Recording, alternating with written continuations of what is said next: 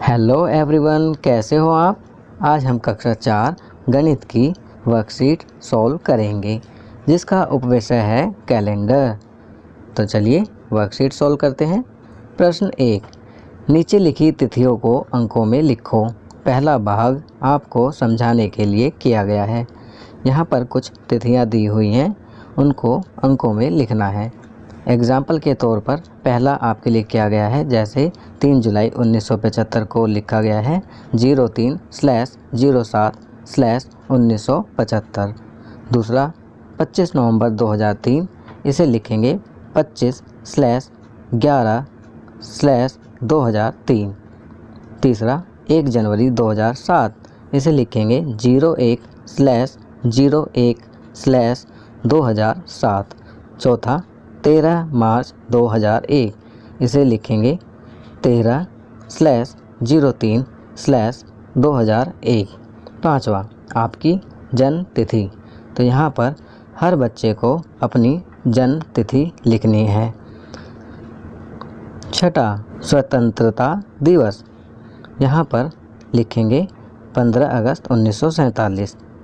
तो 15/08/1947। गणतंत्र दिवस, तो यहाँ पर लिखेंगे 26/01/1950। क्रिसमस 25/12/2020। गांधी जयंती 02/10/2020। नववर्ष 01/01/2020। चलिए आगे बढ़ते हैं। प्रश्न 2, नीचे लिखी तिथियों को विस्तारित रूप में लिखो। पहला भाग आपको समझाने के लिए किया गया है। पहला 5506, तो यहाँ पर हम लिखेंगे 5 मई 2006। दूसरा 20/5/10, इसे हम लिखेंगे 20 मई 2010। तीसरा 7/11/19, इसे हम लिखेंगे 7 नवंबर 2019। चौथा 29/2/20, इसे लिखेंगे 29 फरवरी 2020। पाँचवा 12/9/15, इसे लिखेंगे 12 सितंबर 2015। चलिए आगे बढ़ते हैं। प्रश्न 3, निम्नलिखित तिथियों के बीच के कुल दिनों की संख्या ज्ञात करें। यहाँ नीचे कुछ तिथियाँ दी हुई हैं, हमें उनके बीच के दिन गिनने हैं। ध्यान रखना बच्चों, बीच के दिन। तो बीच के दिन गिनने के लिए हमें क्या करना है, जो तिथियाँ दी हुई हैं हमें उन्हें नहीं गिनना है, उनके बीच के दिनों को गिनना है। तो इसी प्रकार करेंगे। पहला 12 सितंबर से 23 सितंबर तक, यहाँ पर 12 और 23 को नहीं गिनेंगे, 13 से लेकर 22 तक गिनेंगे। तो दिन आएंगे 10 दिन।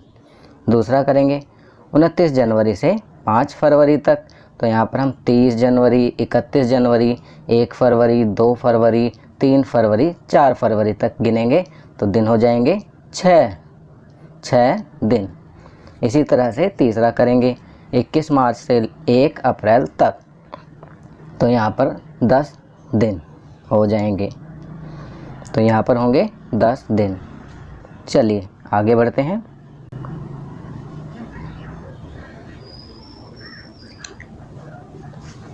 प्रश्न 4, बच्चों के बढ़ने से संबंधित दी गई घटनाओं को सही क्रम में लगाते हुए समय रेखा बनाएं व दिए गए प्रश्नों के उत्तर दें। नीचे कुछ तिथियां दी हुई हैं, चलिए उन्हें पढ़ते हैं।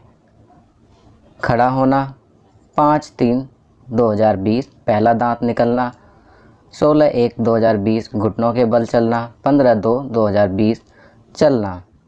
7/6/2020, पैदा होना। 12/7/2019, बैठना। 21/11/2019।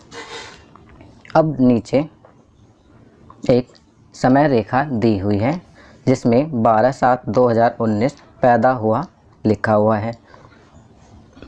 अब हमें इसे आगे बढ़ते हुए क्रम में लिखना है कि जिस तिथि को जो घटना हुई।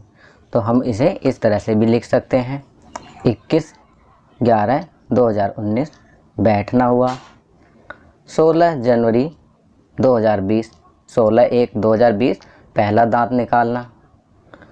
15 फरवरी 2020 घुटनों के बल चलना।